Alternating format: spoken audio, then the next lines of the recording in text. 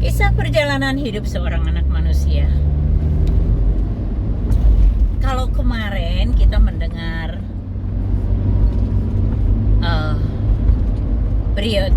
beliau tentang prioritas, hari ini saya mau cerita tentang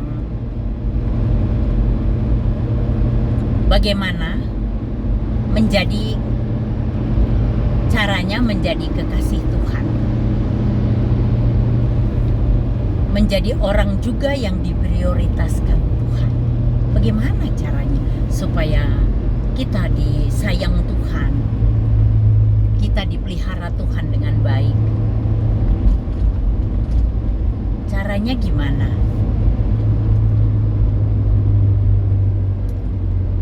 Bapak Ibu mungkin sejak kecil memang terlahir dari keluarga Kristen atau Katolik. Tapi saya mau nanya, sudah enggak kamu terima Dia sebagai Tuhan dan juru selamatmu secara pribadi, bukan karena orang tua atau orang lain, tetapi kita menerima Dia secara pribadi sebagai Tuhan dan juru selamat kita secara pribadi. Sudah enggak kita lakukan itu? Karena kebanyakan orang Kristen tidak ngerti ini, tidak menerima Dia sebagai Tuhan dan juru selamatnya secara pribadi. Kalau Bapak Ibu belum melakukan itu, berdoa sendiri, katakan, Tuhan Yesus, saat ini aku Nelinda, aku menerima Engkau sebagai Tuhan dan juru selamatku secara pribadi. Berdiamlah di dalam aku ya Tuhan, ambil alih seluruh hidupku, supaya hidupku boleh berjalan seturut kehendak-Mu Tuhan. Nah, lakukan itu. Satu. Kedua, ada pertobatan yang sungguh-sungguh. Artinya gini, mungkin kemarin kita nih sudah melakukan dosa. Tidak ada manusia tuh yang tidak punya dosa. Semua manusia itu berdosa. Semua manusia yang datang ke dunia ini berdosa. Kadang-kadang orang bertanya gini, aku punya baby, waktu itu dia lahir terus meninggal, berarti anakku sudah jadi malaikat ya Bu? Siapa bilang jadi malaikat? Itu kan katamu. Anak ini sudah lahir di dunia kan? Artinya ketika dia sudah lahir di dunia, dia sudah menanggung dosa dunia juga. Dosa turunan dari Adam dan Hawa. Jadi semua manusia berdosa. Makanya perlu pertobatan sungguh-sungguh. Ya, tadi sudah menerima Dia secara pribadi. Kedua, ada pertobatan yang sungguh-sungguh. Tinggalkan dosa. Nah, jaga bait Allah kita, yaitu tubuh jasmani kita ini. Jangan kita kotori dengan apapun. Dengan apapun, dosa itu terlalu banyak ya. Kalau mungkin saat ini kamu masih menjadi orang yang suka berzina, tapi kamu sadar itu satu dosa yang besar. Nah, hentikan, bertobat di hadapan Tuhan, selesai. Tuhan itu tidak mengingat dosamu lagi karena Dia sudah buang di tubir-tubir laut dosamu itu. Kalau saat ini kamu narkoba dan kamu sadar, kamu takut mati masuk neraka, bertobat sungguh-sungguh dan udah, selesaikan dengan Tuhan. Kalau kamu merokok hari ini dan kamu mau berhenti, bertobat sungguh-sungguh, hentikan. Jangan kotorin bait Allah itu dengan yang najis-najis. Kalau kamu ada iri, dengki, sombong, pemarah, pembenci, penghasut, pemecah belah, bertobat sungguh-sungguh. Suka memfitnah orang, sudah, bertobat sungguh-sungguh di kaki Tuhan. Tinggalkan dosa itu dan minta Roh Kudus menuntun langkahmu supaya hidupmu benar di hadapan Tuhan. Itu ya, bertobat. Pertama, terima Dia sebagai Tuhan dan juru selamatmu secara pribadi. Kedua, bertobat sungguh-sungguh. Ketiga, menjadi pemuji penyembah yang benar di dalam kebenaran dan roh. Karena Tuhan itu senang sekali kalau kita menyembah Dia. Kita ini diciptakan untuk menyembah Dia. Ku tahu hidupku adalah penyembahan. Kau ciptakanku dalam kemuliaan-Mu. Ku tahu hidupku berharga di mata-Mu. Segenap hidupku persembahan. Hidup kita itu persembahan loh. Kita ada di dunia ini untuk menyembah, menjadi penyembah-penyembah yang benar di dalam kebenaran dan roh. Ya, karena Allah kita itu bertakhta di atas pujian penyembahan umatnya. Keren banget. Jadi pengikut Yesus tuh, aduh, keren banget. Banyak prioritas yang kita dapat. Kita diprioritaskan sama Tuhan ketika kita mau sungguh-sungguh sama Dia. Ya, jadi pemuji penyembah yang benar dalam kebenaran dan roh.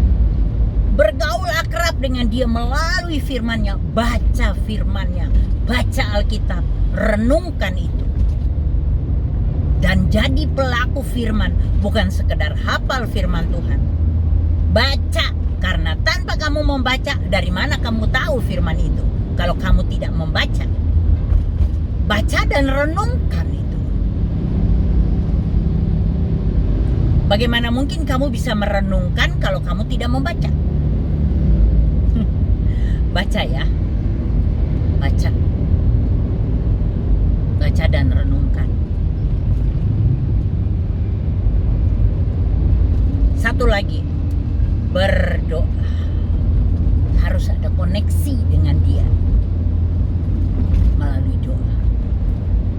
Harus ada koneksi.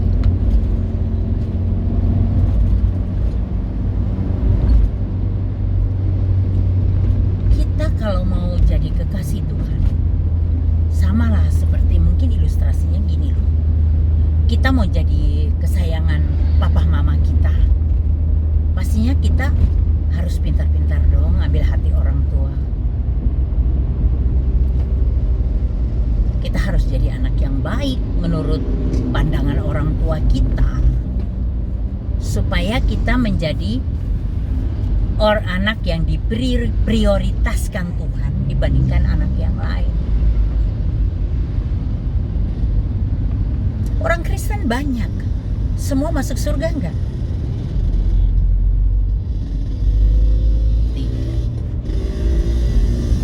Kalau orang tuh ngaku Kristen, dia terima Yesus sebagai Tuhan dan Juru Selamatnya secara pribadi, lalu dia melakukan dosa. Apakah mungkin Tuhan taruh dia di surga yang kudus itu? Lakukan yang benar di hadapan Tuhan, itu aja sih. Kalau sudah tinggalkan dosa benar-benar, sudah bertobat, itu sudahlah. Sudah tinggalkan benar-benar, jangan balik lihat lagi dosanya. Tuhan juga tidak pernah mengingat-ingat dosa kita. Tuhan tidak mengingat apa yang kita lakukan, karena dosa-dosa kita itu sudah dibuang di tubir-tubir laut. Dia tidak mau mengingat itu. Dia mau pertobatan kita sungguh-sungguh, ya sudah. Yang bertobat sungguh-sungguh, ya sudah, selesai. Lakukan 5 hal tadi. Terima Dia sebagai Tuhan dan Juru Selamatmu secara pribadi. Kedua, bertobat yang sungguh-sungguh, tinggalkan dosa. Ketiga, menjadi penyembah pemuji yang benar dalam kebenaran dan roh.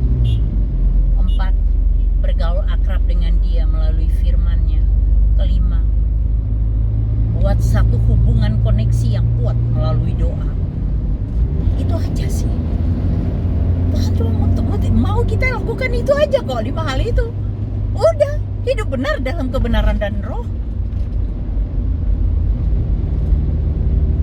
Hidup benar melalui mengandalkan firman-Nya. Hidup benar-benar yang kudus. Jaga kekudusan bait Allah kita. Sebenarnya hal-hal yang sebenarnya Tuhan tuh nggak minta kita harus mendaki gunung yang tinggi, Gunung Fuji misalnya, baru kita selamat. Enggak loh, kita harus pergi ke satu tempat, baru kita tuh dapat memperoleh keselamatan. Atau kita melakukan satu ritual yang sampai berdarah-darah, yang sangat sulit kita lakukan. Berjalan dengan dada misalnya, kita lakukan untuk memperoleh keselamatan. Enggak, Tuhan sudah 2000 tahun yang lalu nebus kita tunai dengan darahnya di kayu salib. Lunas. Cuma 5 hal tadi yang dia mau kita lakukan, supaya kita tetap punya koneksi yang kuat dengan dia. Hanya itu yang dia mau. Tuhan gak minta kita hartanya, semua harta persembahkan buat Tuhan. Enggak. Tuhan minta kita punya hidup ini yang seluruhnya hanya untuk Tuhan. Dia gak minta harta kita. Dia minta hati dan pikiran kita. Oke Bapak Ibu Saudara, lakukanlah. Mungkin berat untuk melakukan semua 5 hal tadi, tapi bertahap lakukan. Dan pertobatan itu nomor 1, nomor 2 itu penting sekali. Lakukanlah nomor 1, nomor 2 tadi. Kemudian berturut-turut lakukan yang ketiga, keempat, kelima. Wah, keren banget. Kalau kamu sudah bisa lakukan itu, kamu kontak aku ya, kasih tahu ya. Supaya aku juga ada sukacita lah.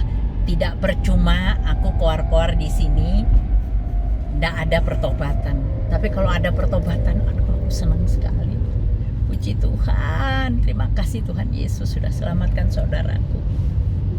Ya, Bapak Ibu, terima kasih banyak. Aku masih ada pelayanan ke gunung. Karena setiap malam ada komsel di dusun-dusun, dan setiap malam saya harus pergi ke sana. Terima kasih banyak. Tuhan Yesus memberkatimu.